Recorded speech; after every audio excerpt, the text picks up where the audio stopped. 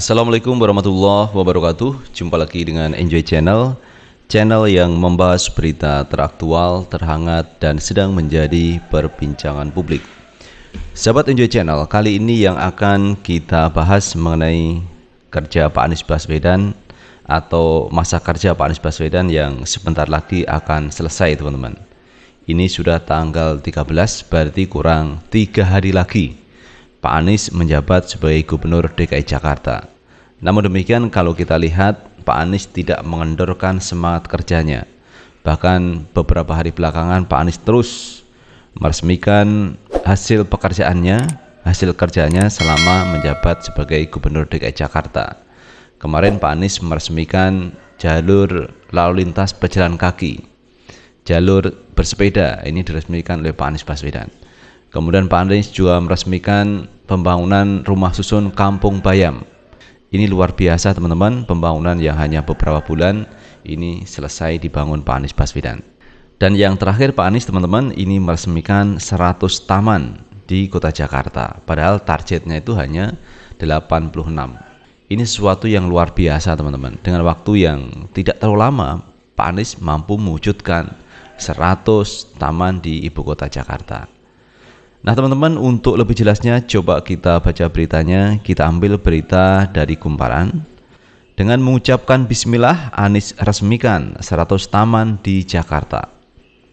Gubernur DKI Jakarta Anies Rashid Baswedan meresmikan 100 taman maju bersama TMB yang tersebar di seluruh wilayah DKI Jakarta.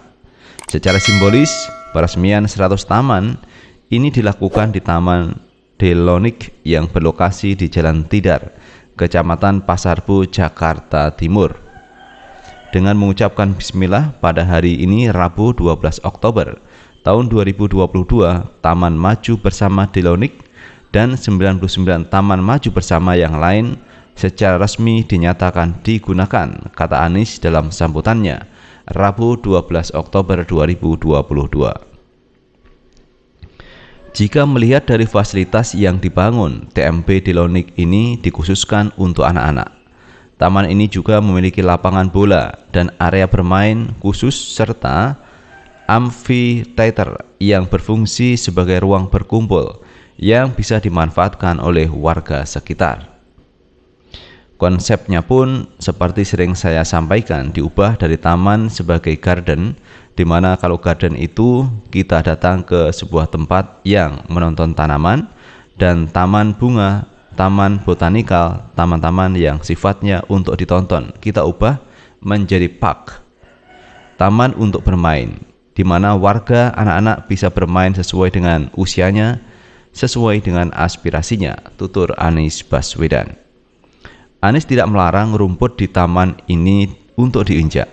Anies juga membebaskan anak-anak yang berkunjung untuk mengeksplorasi taman dan bebas memanfaatkannya sesuai fasilitas yang ada. Karena itu ditandai dengan tidak ada larangan untuk menginjak rumput untuk bermain. Jadi inilah konsep untuk Taman Maju Bersama lanjutnya. 100 taman ini dibangun secara bertahap sejak tahun 2018 lalu. Awalnya Pemprov DKI Jakarta memiliki target pembangunan 86 taman baru saja. Alhamdulillah, di bawah kepemimpinan Bu Kades, tim Dinas Pertamanan dan Hutan Kota telah berhasil melampaui target yang semula ditargetkan 86 taman maju bersama. Alhamdulillah mencapai 100 taman, tutur Anies Baswedan.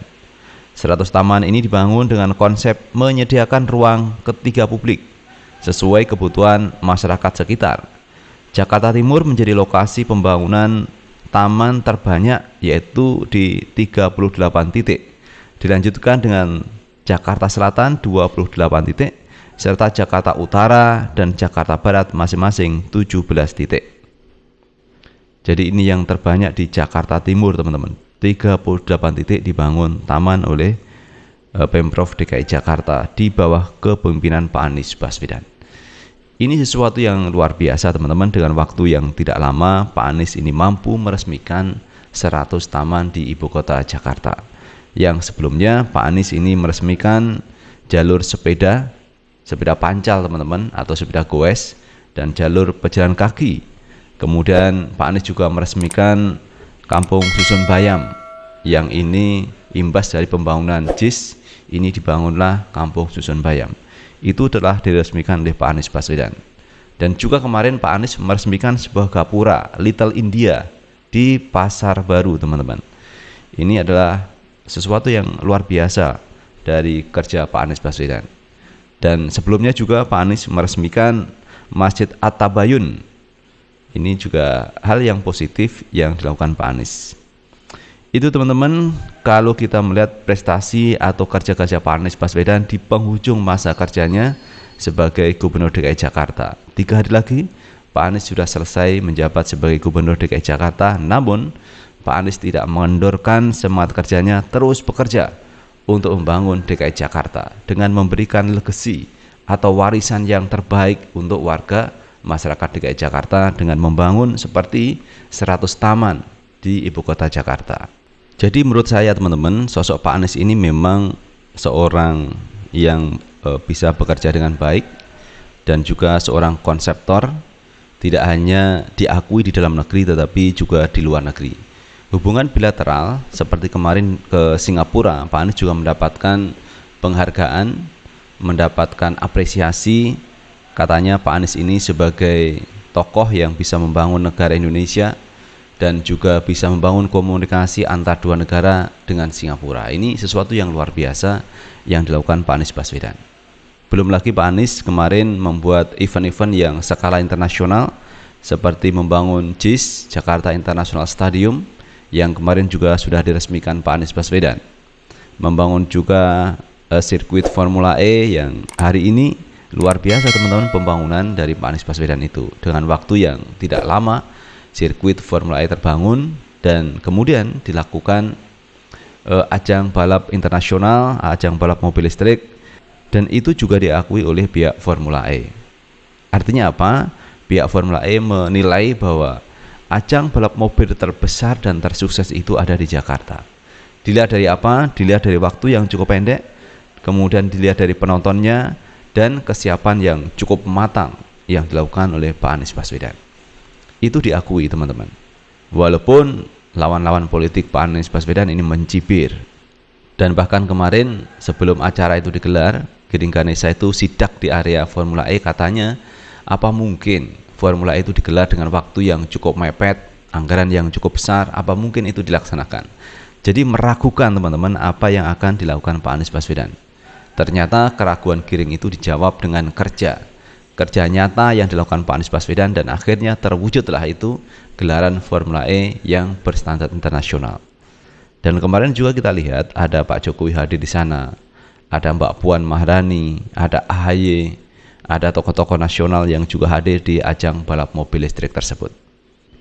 Nah, apa yang dilakukan Pak Anies Baswedan dengan menggelar Formula E itu menunjukkan bahwa inilah kerja Pak Anies Baswedan yang bisa membuat nama harum Indonesia dan juga Jakarta. Dan ternyata benar teman-teman, kegiatan tersebut sukses. Karena itu ini hal yang positif yang dilakukan Pak Anies. Kemudian yang kedua, ada pesan yang cukup menarik dari gelaran Formula E, yaitu memberi pesan terkait bagaimana kita semua ini diarahkan untuk membuat satu media atau alat transportasi yang berbasis dengan digerakkan listrik, teman-teman. Jadi bukan digerakkan dengan bahan bakar minyak, karena bahan bakar minyak itu adalah hal yang tidak bisa diperbarui. Karena itu yang menjadi solusi adalah menggunakan listrik. Dengan menggunakan energi listrik maka tidak ada polusi, tidak ada gas emisi yang mencemari lingkungan. Karena dengan bahan bakar minyak tentu ini mencemari, membuat polusi udara, dan ini menjadi tidak sehat. Karena itu konsep yang dilakukan Pak Anies ini sudah tepat, yaitu mari kita gerakkan otomotif kita itu mengarah ke listrik. Dan sekarang sudah mulai ada bus-bus yang ada di Jakarta itu sudah disediakan Pak Anies Baswedan dengan tenaga listrik. Ini memang sudah dimulai Pak Anies Baswedan. Jadi memberikan konsep, memberikan sebuah event, tetapi Pak Anies juga membuktikan sendiri dengan menyediakan bus bertenaga listrik. Ini sesuatu yang luar biasa teman-teman, bagaimana membuat udara di Jakarta ini menjadi baik dengan menggunakan energi listrik. Dan kedepannya memang dunia akan mengarah ke sana semua teman-teman.